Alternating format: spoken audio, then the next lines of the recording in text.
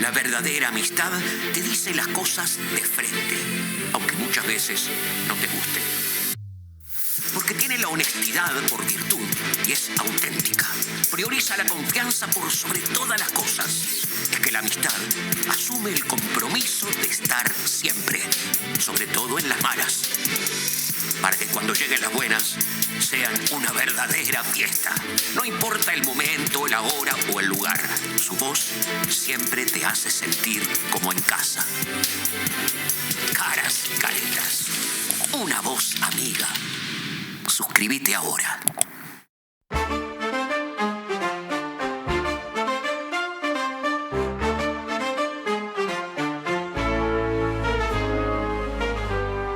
Buenas noches, estamos en Dato Mata Relato. Buenas noches, Martina, ¿cómo andás? Buen lunes, bien.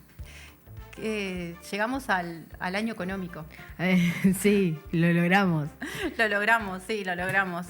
Parecía como que venía lento, pero de alguna forma se largó Sí. un poco más demorado de algunas discusiones, porque de alguna forma tenemos sobre la mesa algunos de los temas más importantes en el plano económico que están presentes, porque la semana pasada se presentó la rendición de cuentas.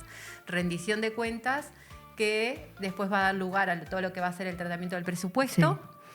Sí. Y después con algunos temas importantes que están en el nivel del país, como es el proyecto de la Caja de Profesionales, un tema relevante para resolver en estos días, esperemos que se resuelva en estos días, y después con algún escenario en un tema cambiario que estuvo muy por el piso en los últimos días.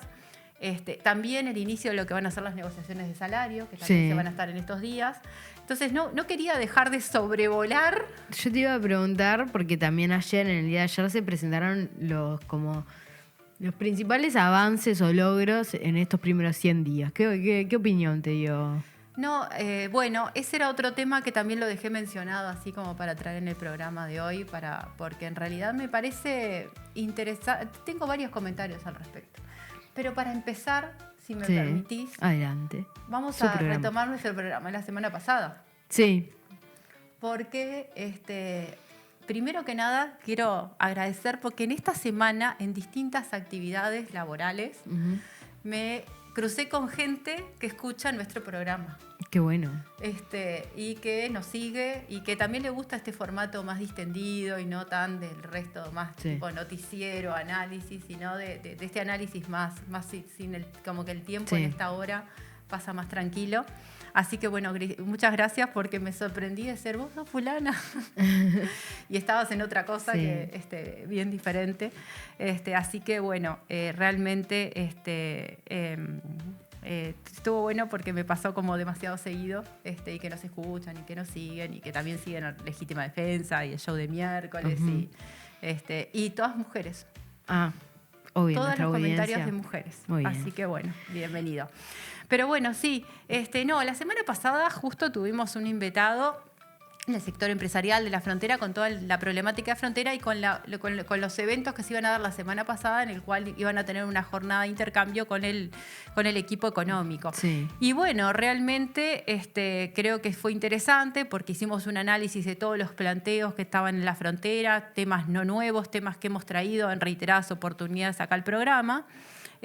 Y en realidad, lo que terminó siendo una recorrida de varios de los jerarcas del Ministerio de Economía por toda la frontera, que terminó en una reunión donde participó también el Ministro de Economía, se anunció una batería de acciones que se van a impulsar desde el Poder Ejecutivo para los departamentos limítrofes con Brasil, un conjunto de medidas que tienen que ver con los temas económicos, que consiste en, primero que nada, eliminar el IVA y reducir la tasa básica, extender el subsidio en el arrendamiento de terminales de POS, exonerar tributos, disminuir aportes patronales y reducir el IMESI. El IMESI, exactamente. Me parece, primero, varias cosas que me parecen súper interesantes, no habituales en los equipos económicos. Primero que nada, que fue el equipo económico que se trasladó a la frontera.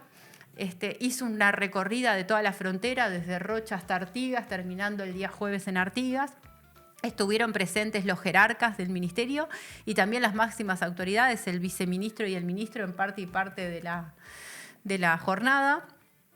Se cerró con la presencia del ministro Done, que hizo todos estos anuncios y que participaron de distintos ámbitos, pero de alguna forma se avanza en un compromiso de abordar la temática de frontera desde una lógica integral con una batería de medidas y no de medidas aisladas y desde la presencia en el territorio, cosa que por los agentes locales siempre es sumamente valorada. Las repercusiones que vi fue que todas las diferentes personas que estuvieron participando estaban como muy contentas desde el territorio por esta presencia y bueno, me parece que muchos de los cuales han estado en el programa de las autoridades que estuvieron y de alguna manera me parece que siempre es un buen motivo este conjunto de medidas como también para involucrar a otras instituciones, a otros organismos en lo que es el trabajo más a nivel de frontera. Y también junto con el Ministerio de Economía, la Oficina de Planeamiento y Presupuesto, había una mesa de frontera que había dejado de funcionar y parte de las propuestas que analizamos el otro día con Alfredo Freitas, que era un poco quien desde la actividad privada estaban muy impulsando una agenda con las autoridades desde la transición de gobierno. Yo pensé que habían hablado con Alfredo. Porque cuando escuché, dije, bueno, es más o menos por donde la tiró él, ¿no? Bueno, sí, venían en una agenda importante, yo dije, ¿no? bueno, ¿será que vieron dato mata relato y dijeron, bueno, vamos a hacer algo? Sí. Rápidamente. Fue como increíble, porque creo que fue el lunes y ¿qué fue? Bueno, a ver, nosotros veníamos hace meses conversando con la gente de Frontera como para abordar el tema, porque en distintos programas y en años anteriores desde nosotros hemos estado abordando el tema de la frontera. Desde los temas, empezamos mucho, si se recuerdan, por el tema de la informalidad. Los datos del mercado de trabajo y la informalidad eran los primeros que alertaban el tema de frontera. Los temas de precios y las desigualdades de precio habían sido temas que habían sido alargados, pero era como por ondas. Cuando los picos de diferencias y de valores se ajustaban, era como que el tema estaba.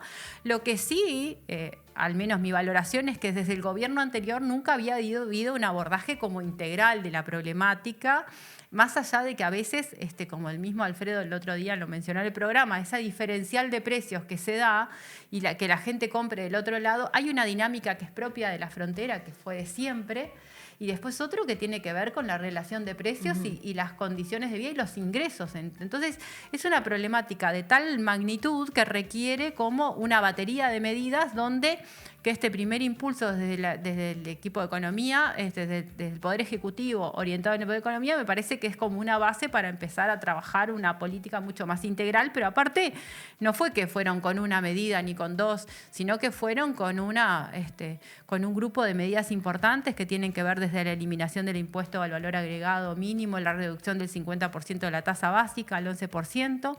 Eso comprende a las compras en comercios minoristas y de ramos generales, que están localizadas a menos de 20 kilómetros de un paso de frontera y se implementan a través de las tarjetas de créditos. Y será importante. Las tarjetas de crédito y débito. Yo te iba a hablar de esa medida porque me retrotrajo la importancia de la ley de inclusión financiera, ¿no? Bueno. Y que ha sido una política que ha sido bastante abandonada en los últimos 5 años. La LUC, de entrada, la LUC fue como una arrase de temas y entre ellos ligó la inclusión financiera. Sí.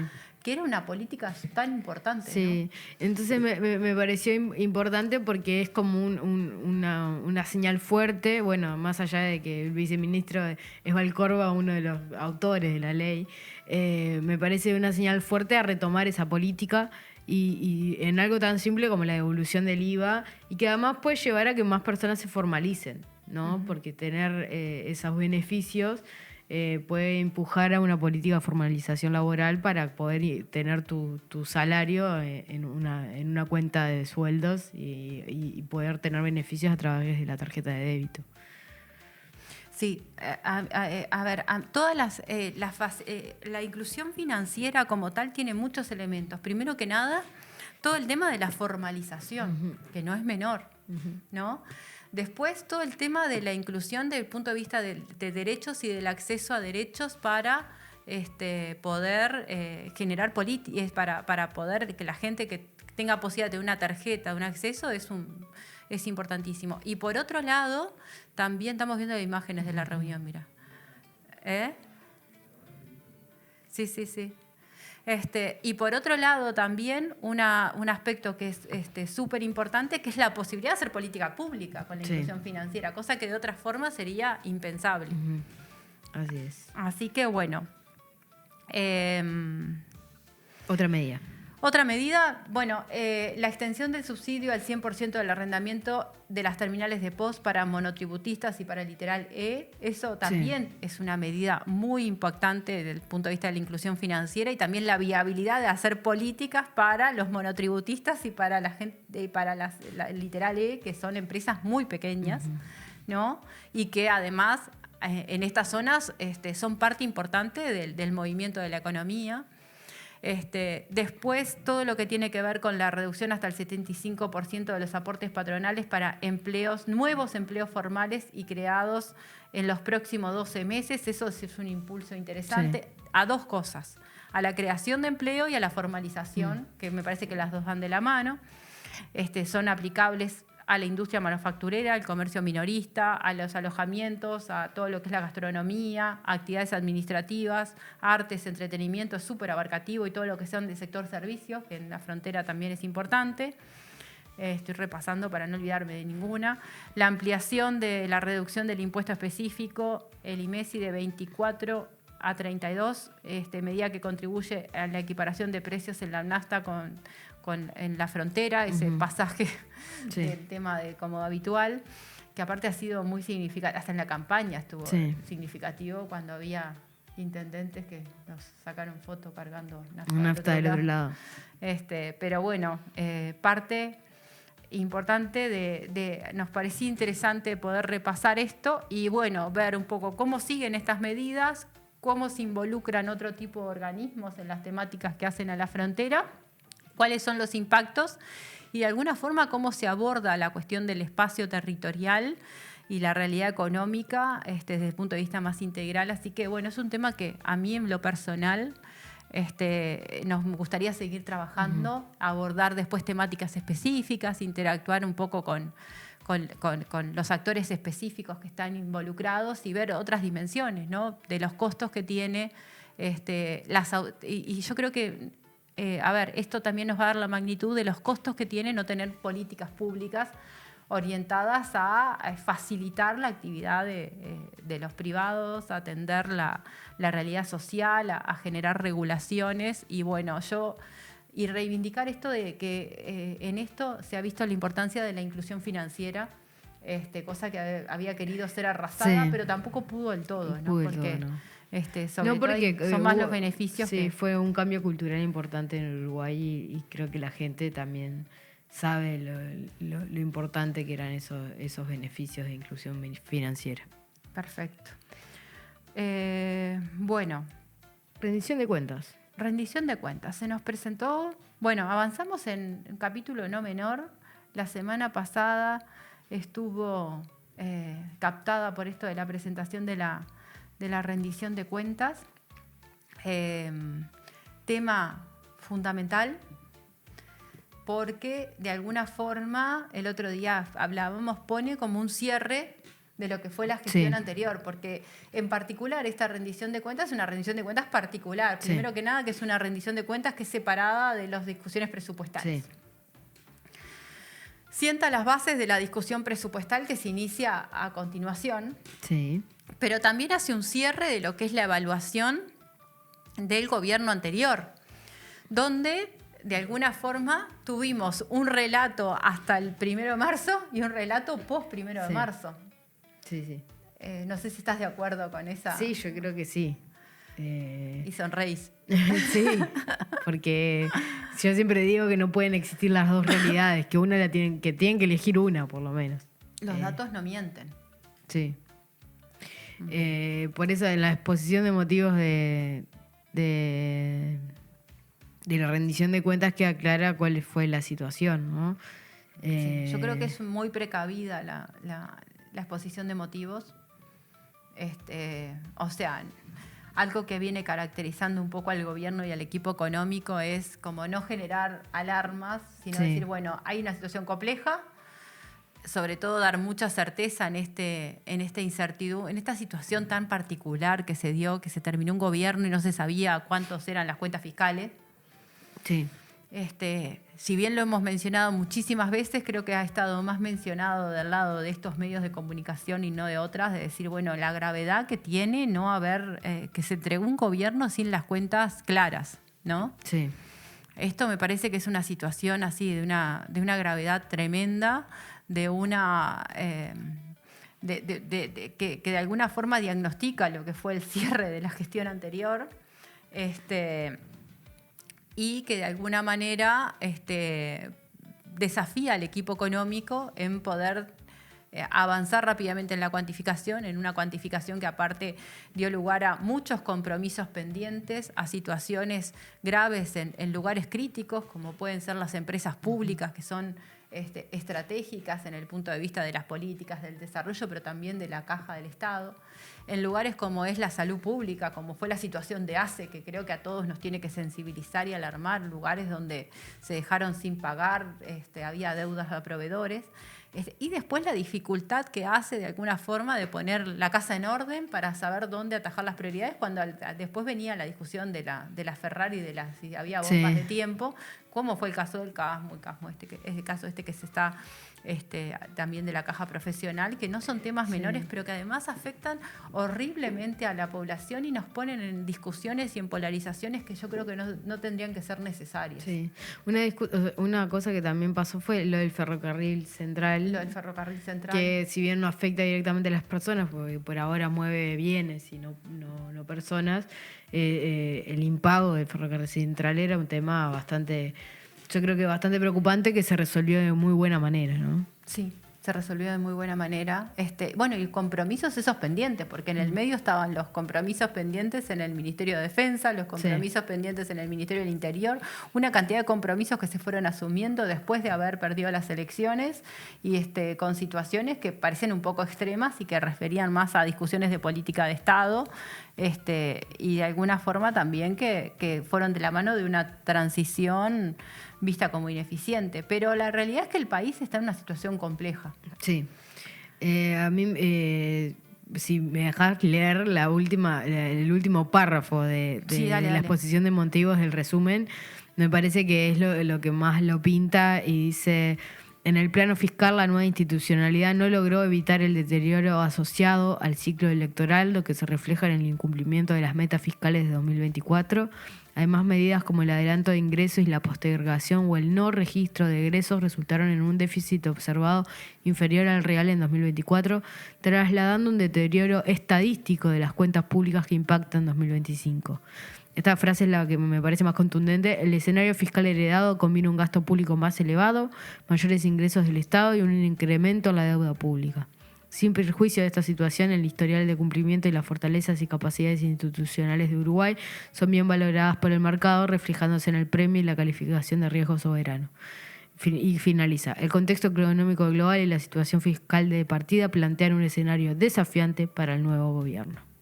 Me parece contundente ese último párrafo. Demasiado contundente. Sí.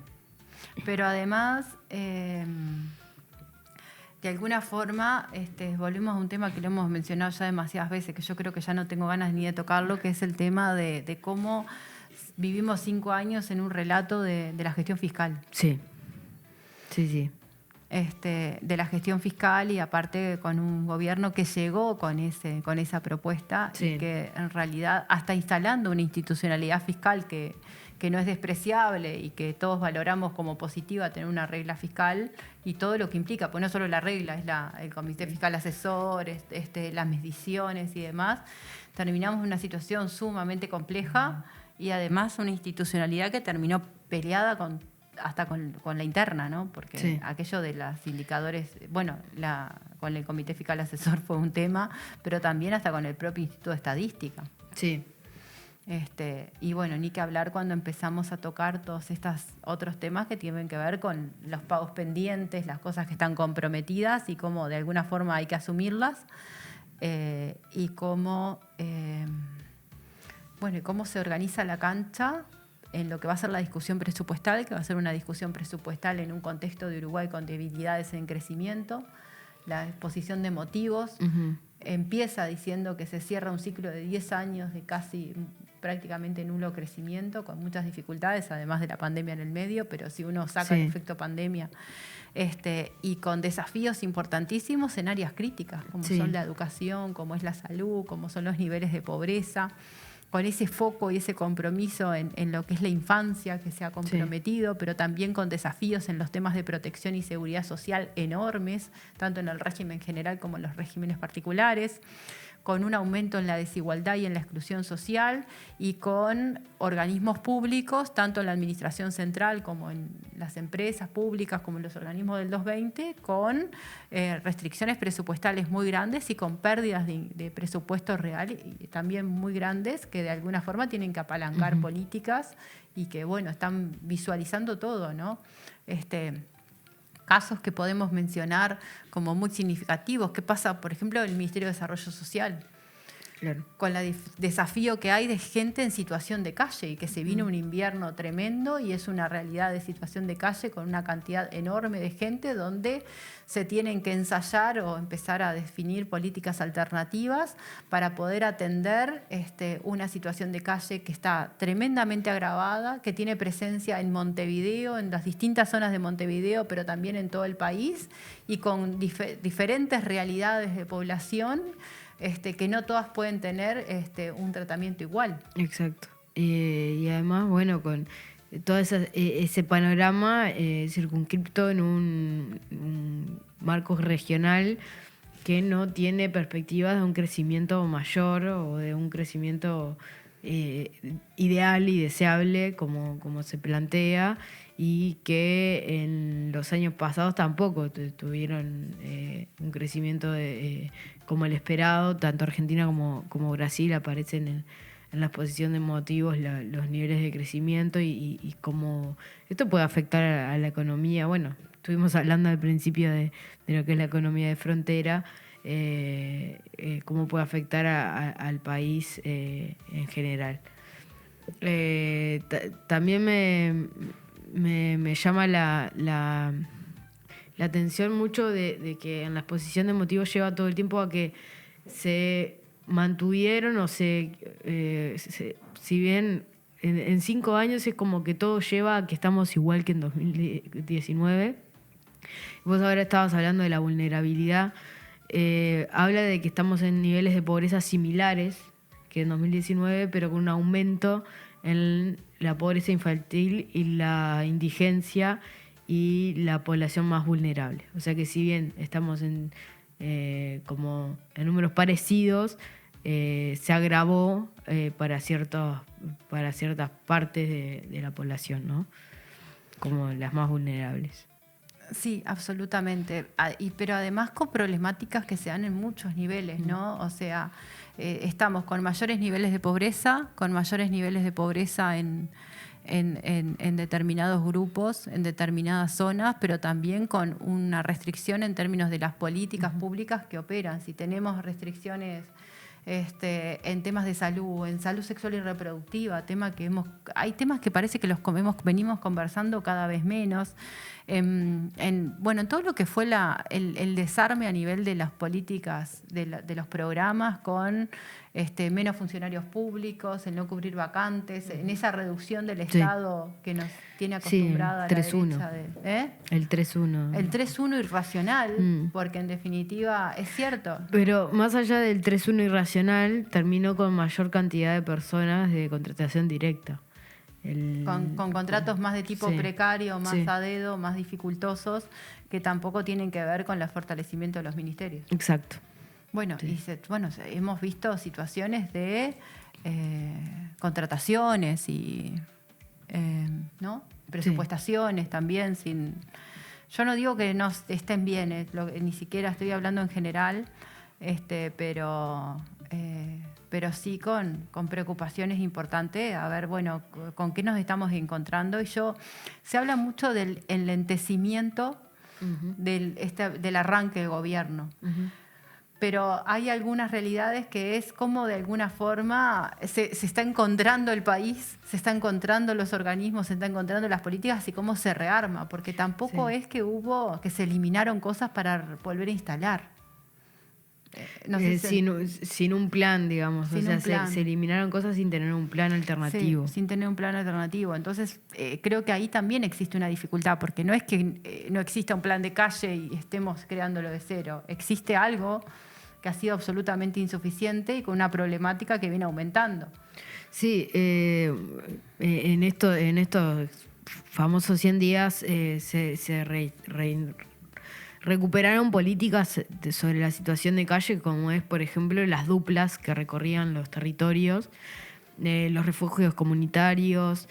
Se recuperan políticas que se habían desarmado porque había otra lógica de cómo llegar a las personas en situación de calle en invierno, que era, básicamente habían puesto un ómnibus que pasaba por atrás del IABA y de allí levantaba la cantidad de gente que voluntariamente se acercaba a ese ómnibus, y las recorridas de la policía tratando de llevar a cabo el código de faltas.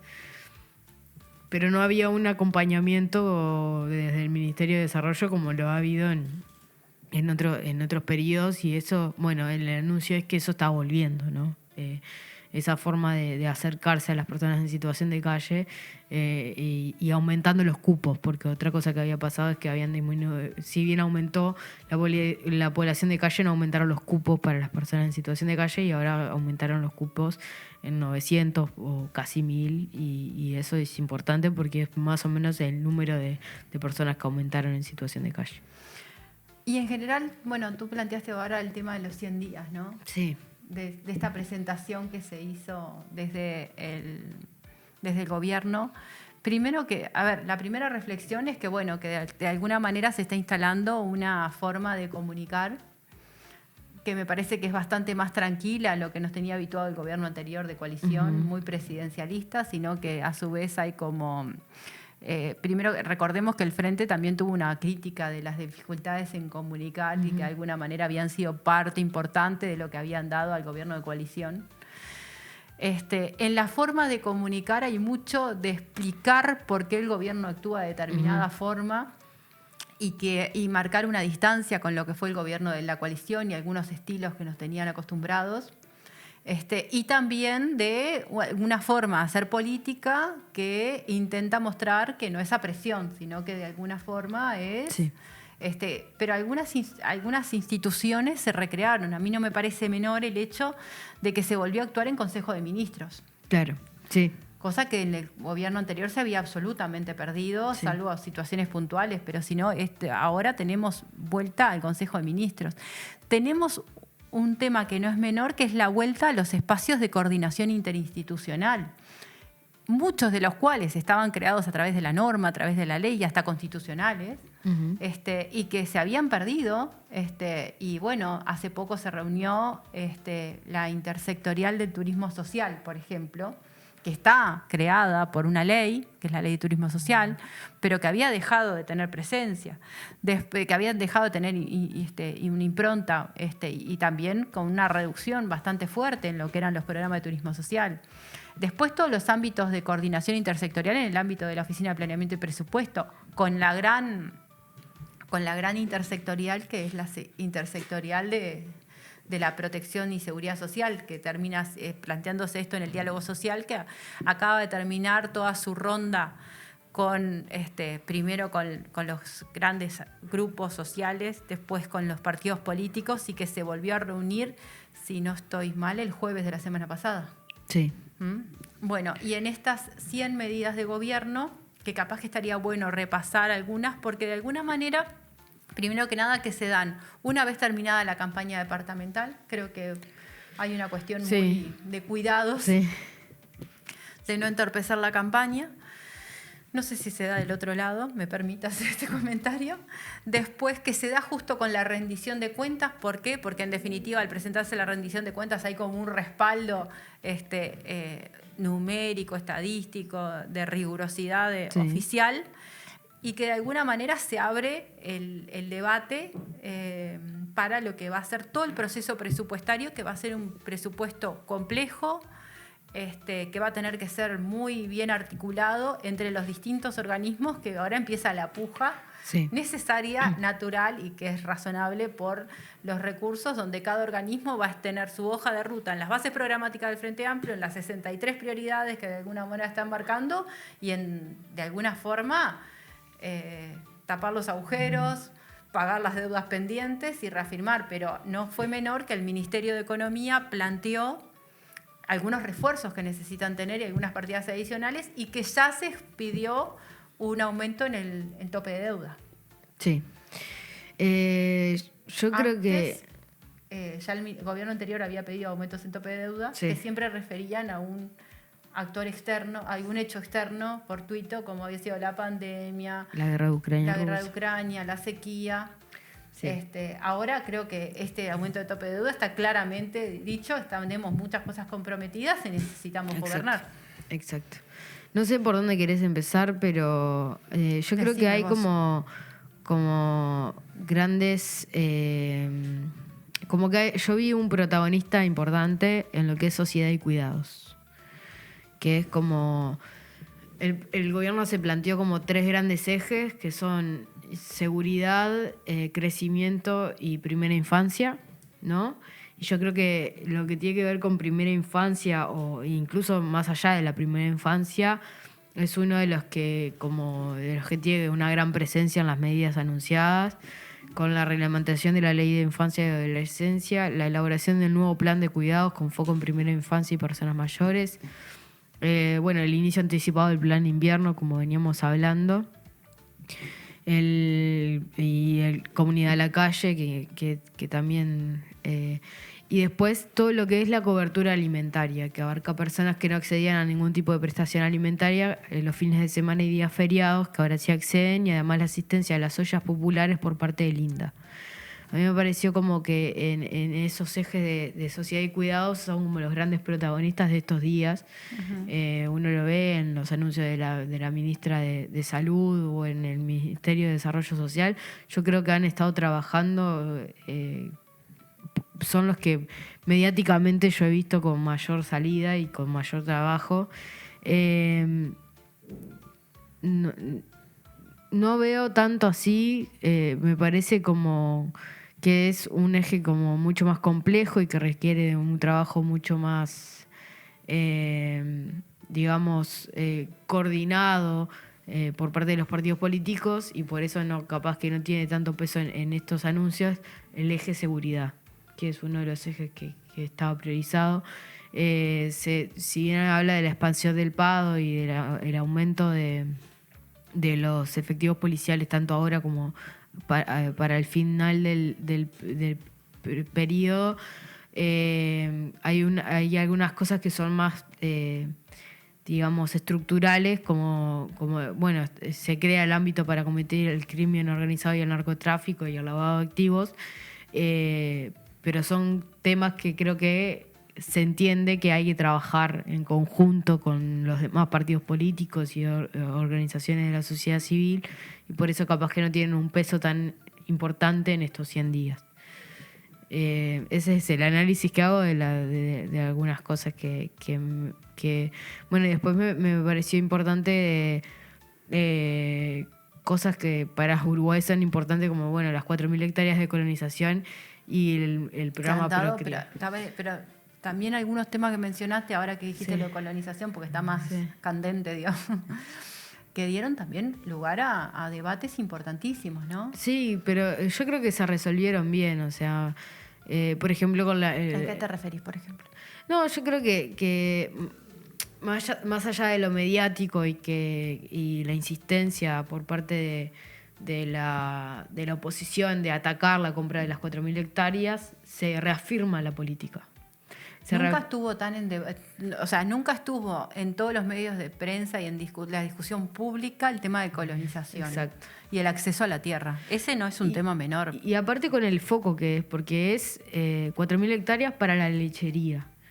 Y el director de colonización que estaba en debate era un colono lechero. El presidente. Y el presidente. Y ahora el nuevo presidente nombrado también es no es colono, pero es de la producción lechera. Entonces a mí me parece que estar bien resuelto políticamente hacia dónde hay que guiar las políticas del Instituto de Colonización, a la agroecología, a la lechería, que es donde se siente y se viene trabajando de que son las áreas más resentidas en la agroindustria uruguaya. No, y que todavía requieren de una impronta, o sea, el sector lechero tiene una impronta, una relevancia, una importancia a nivel de los mercados internacionales, a nivel del mercado local, a nivel de lo que es la producción que ha tenido y las dificultades que viene teniendo, porque tenemos recientemente temas a nivel de empleo muy vinculados al sector lechero, cierre de plantas, dificultades importantes, creo que. Y las colonias lecheras son colonias de una impronta fundamental por la escala de productores lecheros colonos, por los entornos en los cuales están las colonias lecheras, porque no es solo el impacto en los que se les da acceso a la tierra, sino en el entorno que tienen, el acceso a forrajes, las posibilidades de realizar política social en torno a la producción lechera de los pequeños y medianos productores. Los productores lecheros son los productores que a veces tienen más dificultades para poder organización del tiempo, del trabajo, del esfuerzo que tiene, y también el acceso a tecnología que los hace muy rápidamente quedar fuera del ruedo. Después tienen todo un tema con el tema de lo que es la producción de semillas para forrajes, los vaivenes entre las sequías y las lluvias. Y han sido áreas de una innovación importante con institucionalidades fuertes como son propiamente dichas todo lo que son la fertilización y demás. Entonces, sí, la política lechera tiene que ser una política estratégica desde el punto de vista del país. También recordemos que también uno de los principales rubros de exportación que tiene el Uruguay, ¿no? y destacados por su calidad y con una fortaleza institucional notable a la hora de una fortaleza institucional notable a la hora de crear de una institucionalidad como es el INAC, como son las diferentes instancias que Uruguay tiene, el propio CONAPROLE, ¿no? Modelo único en el mundo, y que uno aparte se siente como tan orgulloso. El otro día miraba una de las publicidades nuevas que salió de CONAPROLE y era realmente emocionante, realmente llegaba, o sea, realmente me parece que marca una impronta y que ya muestra que la discusión no va a ser sencilla, porque cada metro cuadrado de tierra, ni hectárea, digo, porque hay una discusión ideológica del acceso a la tierra ahí que no es menor, ¿no? Sí, es que es eso, es una diferencia política profunda, ideológica profunda, y no va más allá de las decisiones que se vayan tomando paso a paso, sino desde su creación, el Instituto de Colonización, lo que significó, ¿no? La comunalización de la tierra. A ver, no podemos dejar de recordar, creo que lo mencionaba en este programa y en el show de miércoles, el Instituto de Colonización es del año 47 y todavía la ley se mantiene, podemos decir que hay cosas para mejorarle, pero se mantiene incambiada y es una política única en el mundo. Sí. Colonizaciones es uno de los organismos con gran patrimonio. Si contamos las hectáreas por la cantidad que son propiedad de colonización, es la posibilidad única. Y todo este sistema que dio tanto al debate de por qué colonización podía comprar o no podía comprar, es una herramienta que tiene el Estado uruguayo para poder combatir el latifundio y poder combatir la concentración y conocer el mercado de tierras, con un activo importantísimo que es la información de precios. Que también están publicadas, hay informes que se publican en forma periódica en la página de colonización. Y un hecho que no sé si vos has notado, Marti, en estos, viste cuando nosotros preparamos los programas, que vamos a los organismos, y vamos a las fuentes oficiales, ¿no has visto la cantidad enorme de organismos que en 2022, 2021, 22, 23, 24 no publicaron más información? Sí. Sí, yo sigo la información ambiental, fui víctima de la no información. ¿Podrías hacernos un informecito de eso, no? Un informe de lo que no me informan. De la falta de información, de la transparencia. Hay dos cosas que son fundamentales en la información. En primer lugar, la transparencia. Y la participación también. La participación y la gestión. Sí. porque muchas de estas cosas no existen. A mí me pasó hace poco, ¿te acordás del trabajo que presentamos acá del aborto? Sí. Yo hice todo un pedido de acceso a la información pública y yo, a ver, como eso que tira bomba, Sí. pero mostrar toda la información que nos dijeron, no tenemos el listado de cosas fundamentales de la gestión de compras del Estado. Sí. Cantidades, precios y licitaciones. Sí, es importante ahora en ¿Cómo vas a en gestionar este un momento. tratamiento si no sabes cuánto te sale y cómo vas a garantizar el acceso? En este momento se está llevando la discusión del 6º programa de gobierno abierto del Uruguay. Sí, el otro día se reunieron. Y sí, yo fui a una de las reuniones a pedir información, ya que estaba. Pero es muy importante el proceso porque participan casi todos los organismos del Estado. Y mismo desde el organismo del Estado que piden que les ayuden a generar bases de datos más transparentes porque es fundamental para la generación de políticas públicas. Y no solo para el contralor de la sociedad sobre las políticas públicas, para la facilitación de la participación, para la consolidación de, si hay políticas públicas que las personas las acompañen, las defiendan, las entiendan. Es fundamental todo esto de gobierno abierto. Sería muy interesante algún día dedicarle un tiempo a hablar sobre gobierno abierto. ¿Qué significa? ¿Qué ¿Qué significa? es? ¿Cómo se concreta? ¿Cómo se mide? Porque aparte Uruguay tiene un programa grande en gobierno abierto. Sí, es uno de los, digamos, champions en gobierno abierto.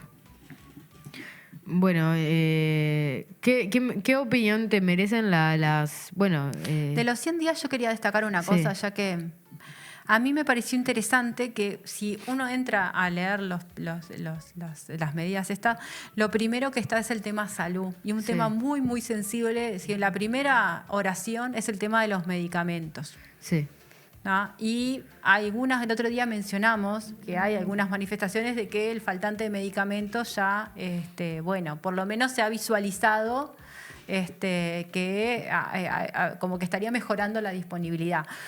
Pero en concreto se dice que el acceso a medicamentos de los 100 faltantes de las farmacias de las administradoras de servicio del Estado, 90 ya fueron restablecidos. Me Sí. parece que ese es un número no menor. Me parece importante también haber dado ese dato de 100, 90, eran 100, 90, Sí. y haber empezado por algo que para la gente es tan sensible, ¿no? Y también lo que se anunció, que el otro día justo en Legítima Defensa Leandro estuvo entrevistando a Brioso, al subsecretario, hablando de la Agencia Reguladora de Medicamentos. Sí. Se está promoviendo una Agencia Reguladora de Medicamentos. Creo que es un instrumento que estaría bueno analizarlo también. Las agencias reguladoras, nosotros tenemos experiencia de agencias reguladoras, en particular esta de medicamentos, como un proyecto que se anuncia para permitir, primero que nada, garantizar el acceso, también la transparencia, la calidad de los medicamentos, todo lo que tiene que ver con calidad sanitaria, pero también los temas de precios, que en el tema de medicamentos no es menor, que es una industria globalmente compleja, ¿no? sí. Y las compras del Estado en temas de compras del medicamentos, Estado, que no es sí. menor.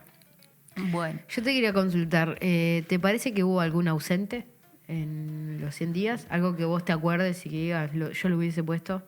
A ver, me parece interesante el repaso. Me parece que algunas cosas están mencionadas, pero no con la completitud, porque me parece que están en proceso. Por ejemplo, se habla de la reglamentación de la Ley de Infancia y Adolescencia. Sí. El tema de la elaboración de un nuevo plan de cuidados también, como las 63 medidas, una sensación que tuve, que es difícil de evaluar rápidamente, pero capaz que podríamos comprometerlo para la semana que viene, hay como cosas de distinto nivel, ¿no? Hay Exacto, cosas que sí. más es el compromiso con un gran plan, y otras cosas que son mucho más concretas y otras que eran como necesidades urgentes. Capaz que me hubiera gustado ver esa. No vi presencia Claro, ese grandes reparto, digamos, en categorías. Sí, hay grandes áreas temáticas, Sí, pero no, y eso me parece una lógica interesante que nos va a permitir pensar distinto y que con este gobierno no viene por ministerio, no viene el repaso sí. por ministerio. Sin dudas, hay algunas que están más compartimentadas. Por ejemplo, cuando es salud pública y básicamente queda Sí. centrado en el Ministerio de Salud Pública de NACE. Pero después hay otros, como cuando se habla de infancias, educación y cultura también queda bastante concentrado.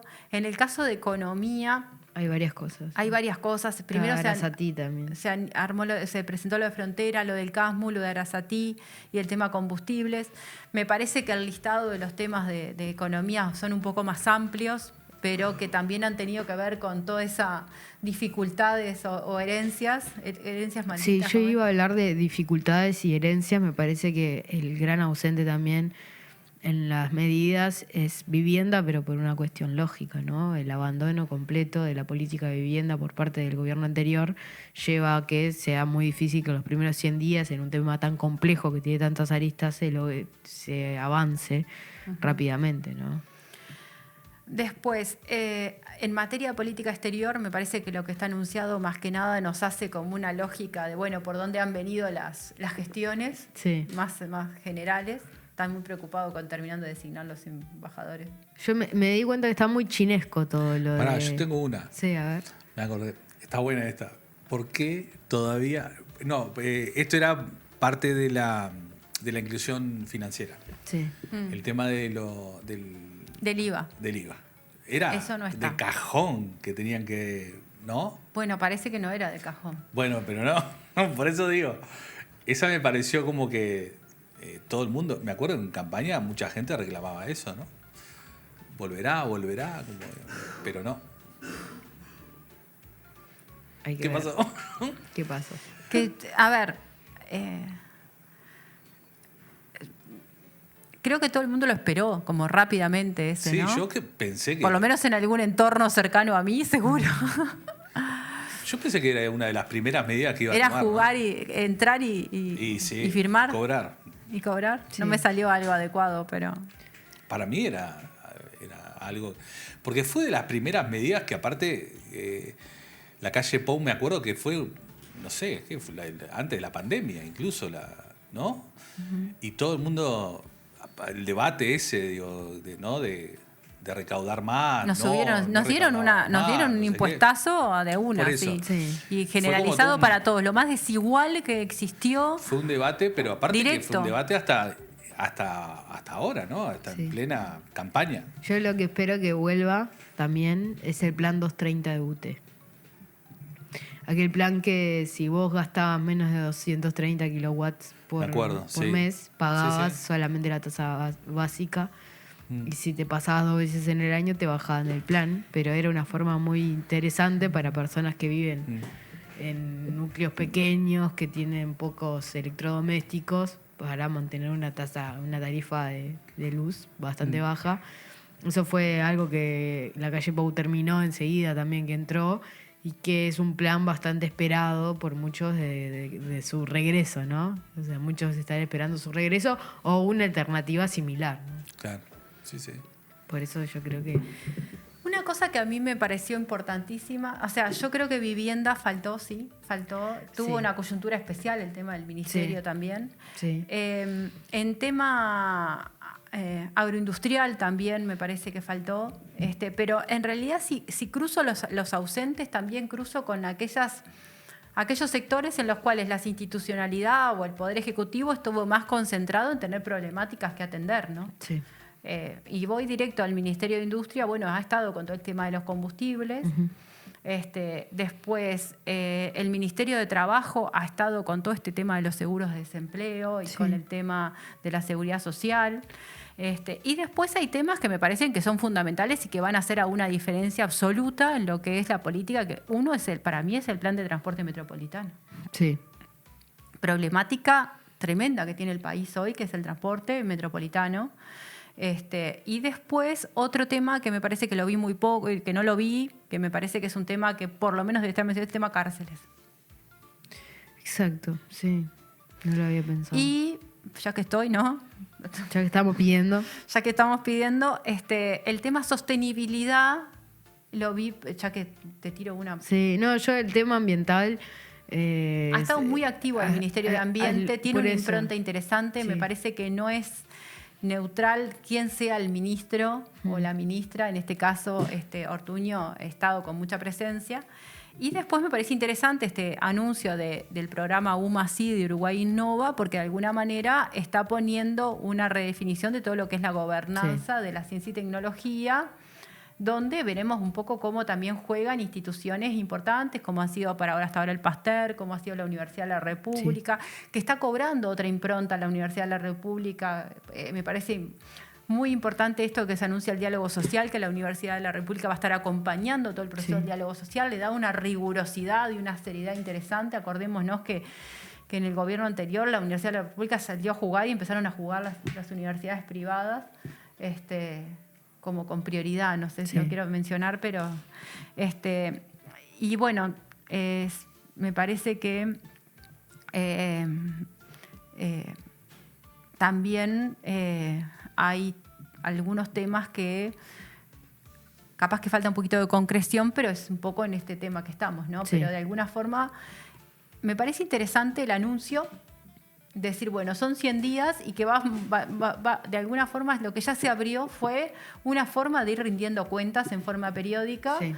Compromiso, rendición de cuentas, compromiso, rendición de cuentas, y que de alguna manera, a medida que pase el tiempo, se van a generar como más demandas en cuanto a resultados, en cuanto a medidas concretas y demás, y que en última instancia, al presentarse de esta manera, estamos todos haciendo foco en los anuncios, en el análisis. Yo creo que es una forma interesante de marcar agenda y no estar explicándose y respondiendo, sino simplemente eso, rindiendo cuentas sobre cómo pasa el tiempo y cómo se va avanzando, porque a veces los avances en algunos temas son pequeños para lo que son los grandes planes, pero son cosas que, como decíamos, serán urgencias o emergencias que hay que atender, como lo de Casmo, lo del ferrocarril, lo de la caja de los profesionales.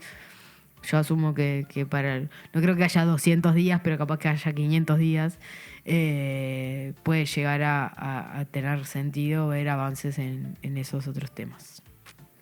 Totalmente.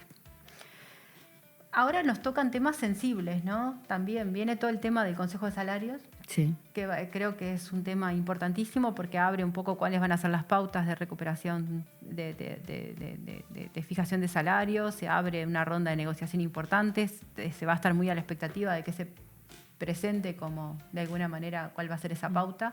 Eso abre condiciones fuertes de negociación, cómo se va a volver a posicionar el Estado como ese tercer en la negociación tripartita, tema que no es menor, y cómo los consejos de salario también abren otros tipos de discusiones que no son las estrictamente salariales, que ahí tenemos la impronta fuerte de lo que también fueron los gobiernos progresistas, con otras instancias que se fortalecieron en cuanto a las condiciones laborales y con un debate que se integra en esta administración, que es el de la jornada laboral, la reducción de la jornada laboral, que lleva un debate sobre el cambio tecnológico, que lleva un debate sobre las fuentes de financiamiento, que lleva un debate sobre la incorporación de tecnología y demás. Estaba pensando en la reducción de la jornada laboral y las manifestaciones de Martín Lema sobre el cambio de régimen en el Ministerio de Desarrollo. ¿Qué temazo? ¿Qué temazo? Sí, eran personas que estaban trabajando ya desde hacía tiempo horas extras que no se le pagaban, ¿no? O sea, bueno, la regularización de los contratos, cosas que van quedando pendientes y que se atan de administración en administración, va a ser un tema a tener en cuenta. Pero creo que se va a enriquecer mucho la discusión presupuestal ahora, ¿no? sí. Porque ahí sí vamos a tener que hacer un abordaje, me parece, temática por temática, y cómo de alguna manera se resuelve algunos temas que terminan siendo pujas distributivas en la discusión de un presupuesto, de prioridades de gobierno y las cosas que se pueden o no se pueden hacer, y ahí van a estar en debate las reformas o los cambios o las políticas que realmente implementa el gobierno y puede implementar el gobierno y que realmente generan desafíos y mejoras en condiciones de vida. Hoy mencionábamos esto del transporte metropolitano, problema que tiene el país. Sí. Todo el tema de lo que es infraestructura, y después cruzado con todas las problemáticas sociales que están súper agravadas, ¿no? Exactamente. Pero bueno, por ahí andaremos, ¿no? Por ahí andaremos. Veremos cómo vamos avanzando nosotros también, rindiendo vamos? cuenta de que nosotros prometemos programas y a ver si rendimos cuenta después de si los hacemos o no.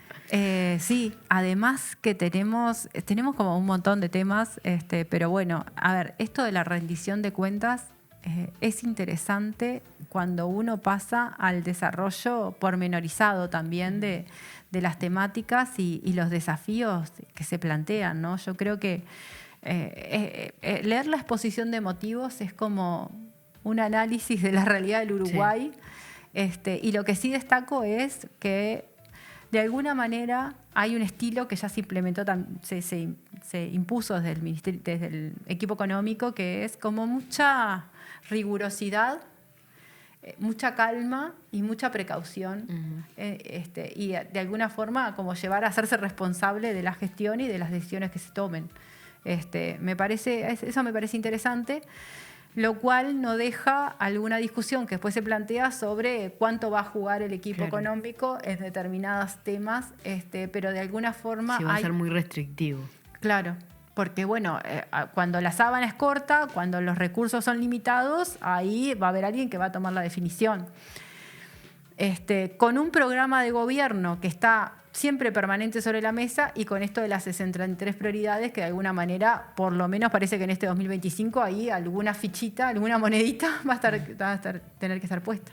Exactamente. Y después con desafíos de reformas estructurales que el país necesita para el desarrollo y que no estuvieron planteadas en los últimos años, porque hay temas que no se tocan los temas fiscales, no se tocan los temas impositivos.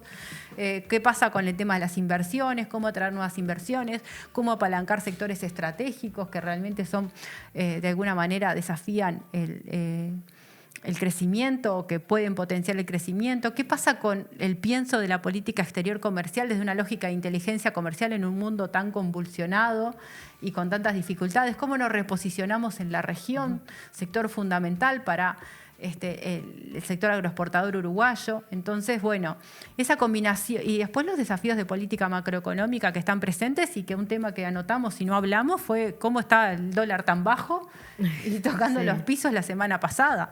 Y se nos fue la hora y no hablamos del dólar. No hablamos del dólar. Así que quedamos para la próxima con ese deber, porque esta combinación de temas más conceptuales, más generales y los temas a veces puntuales de la coyuntura, que de alguna forma nos hacen deshilar lo que es la política macroeconómica y los grandes temas de gestión macroeconómica que son después el factor determinante de lo que es la política pública en general y terminamos debatiendo en presupuesto.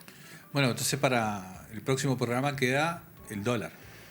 Mira, en este rato que hablamos nos dotamos un montón. Un montón de cosas nos notamos. Sí, claro. Así que... Bueno, yo quería decir una cosa, que también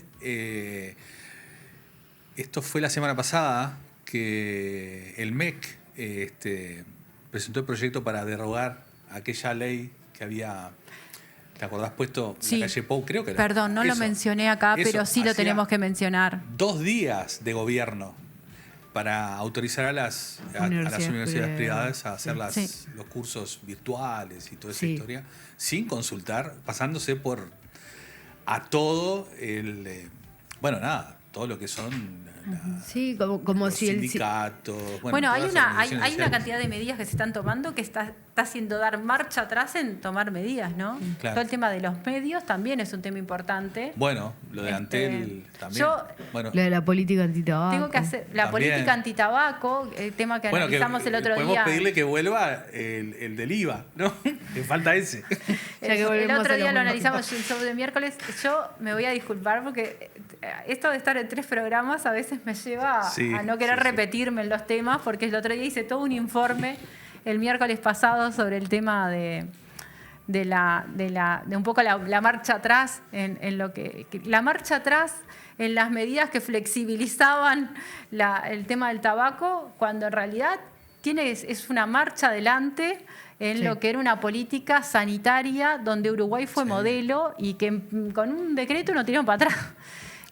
Y favoreciendo a las tabacaleras. Entonces el otro día hicimos un repaso, si ven show de miércoles, de todo lo que fue la política del tabaco en Uruguay, el esfuerzo que llevó, la importancia que tuvo, lo que implicó y que de alguna forma Bueno, fue un anuncio que para mí no fue menor y fue ese cuidado por la salud pública independientemente de los intereses particulares y aquella, disculpen la definición técnica, pelotudez de la libertad responsable. O sea que en estos 100 días podemos decir que se hicieron Bueno, no cosas... se mencionó. Bueno, vos me preguntabas que no se mencionó lo del tabaco. Ahí puedo seguir con un montón de... Capaz que como fueron las últimas semanas, pero hay cosas que no están. Ahí va. Entonces, ¿cuál es la conclusión? ¿Que a este gobierno le falta comunicación?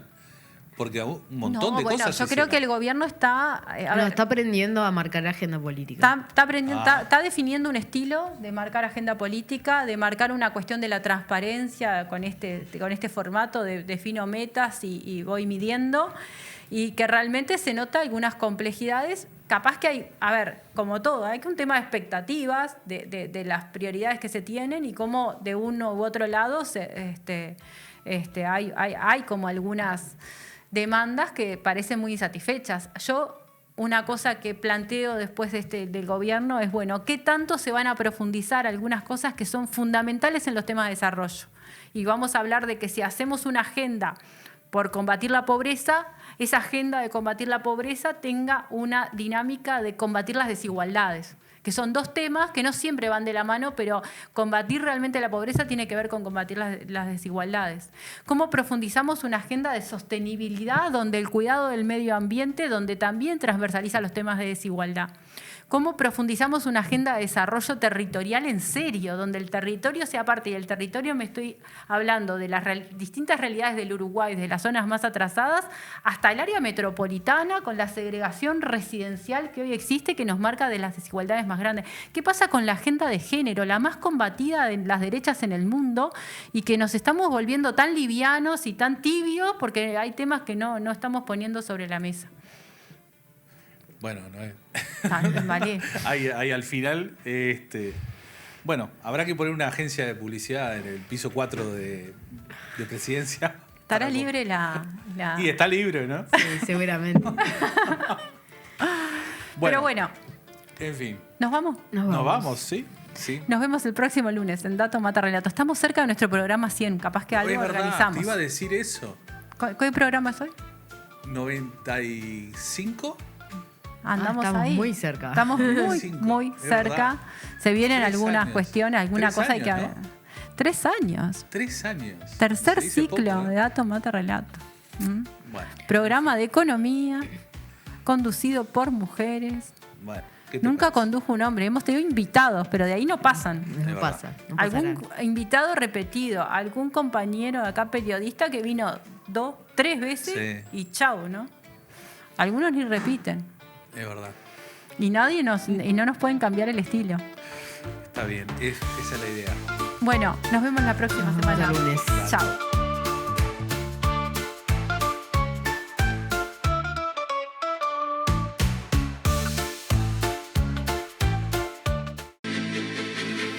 La verdadera amistad te dice las cosas de frente, aunque muchas veces no te guste. Porque tiene la honestidad por virtud y es auténtica. Prioriza la confianza por sobre todas las cosas. Es que la amistad asume el compromiso de estar siempre, sobre todo en las malas, para que cuando lleguen las buenas sean una verdadera fiesta. No importa el momento, la hora o el lugar, su voz siempre te hace sentir como en casa. Caras y caretas, una voz amiga. Suscríbete ahora.